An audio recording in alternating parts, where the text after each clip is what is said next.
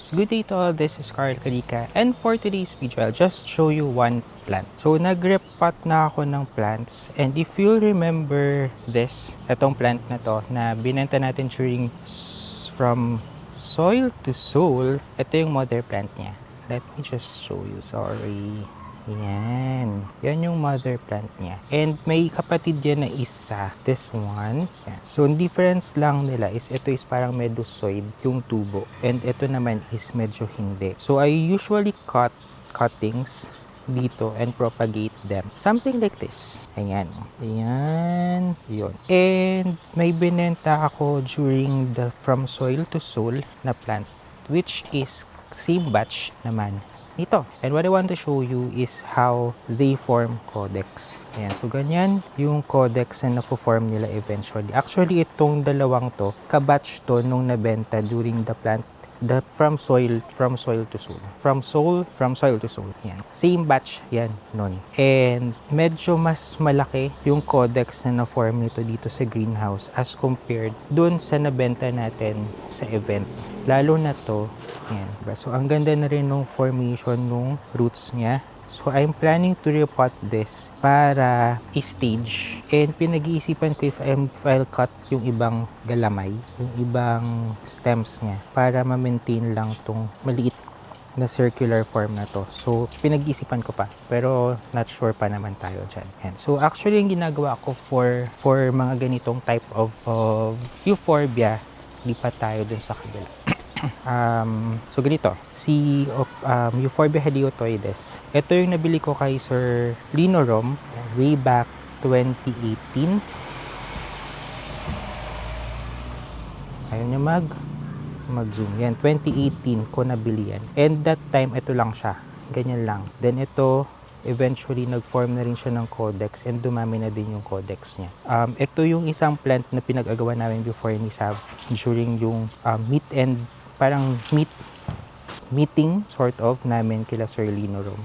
This is one propagation, hindi pa kita gaano, pero nag-form na rin siya ng codex. I think this is 4 years old na as compared to dito na 2017 pa. So almost 10 years old na siguro or more pa. Pero what I want to show is ito. Yan. So this is Nuthii, Euphorbia Nuthii. And yung codex kasi nito, ang ginagawa ko, ito yung original pot, tapos sinanim ko siya dito. Then every 1 to 2 years, inaangat ko siya para humaba. Ito lang, medyo naging pahiga na siya kasi di na kaya. Pero I was planning to make it taller pa sana. So medyo tinitrain ko din siya in a way na mag-form kung paano natin siya gusto mag-form. And so every year, so I think this one nasa same age nun, mag 10 years old na rin yung codex nung Nuthii na yan. And same thing, so I also propagate them through cuttings and wait for it to form codex. Nasaan na yung mga Nuthii natin? Sorry, nagre-arrange kasi kami ng garden. Nagpalit kami ng setup. Inayos ko lang siya para sa season or next season. And I'm planning to focus ulit sa mga plants natin. So I'm trying to look for the Nuthii. Dito. Kasi medyo kailangan ko siyang iripat pa. Ito. So, ganun pa din yung ginagawa ko. So, once a year or every 2 years, inaangat ko to. Expose ng konti para humaba. Tapos, angat ulit the next year. So, parang ganito. Originally, ito lang yun. Yan. Ito lang yung nakalabas. After 2 years, ito. Kaya hindi na rin siya nag-grow kasi inangat ko na siya. Yung part na yan. Tapos angat ulit. I think this is 4th time na napag-angat ko dito sa plant na to. So, ganun lang din siya. So, same here. So, ito angat natin. Ito, kaya medyo nakahiwalay sila kasi mag-aangat ako. Aangat ko siyang part, itong part na to. Expose natin ng konti yung iba. Yan. Kahit ganyan lang, lubog ulit para humaba. Tapos angat ulit para masarap pa siyang humaba. Until eventually, maging same na rin siya dito.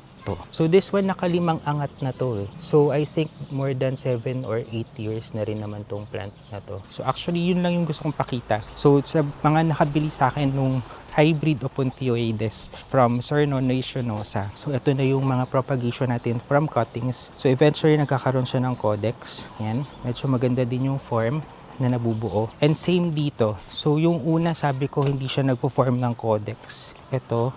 Pero when I checked itong part ito, nagsastart na rin siya mag-produce ng pseudo codex as well as ito meron na rin. So nilubog ko lang siya para mag-form pa kasi hindi siya katulad nitong isa na sa base. Ito more on sa roots yung codex na nabubuo. So actually yun lang for this video.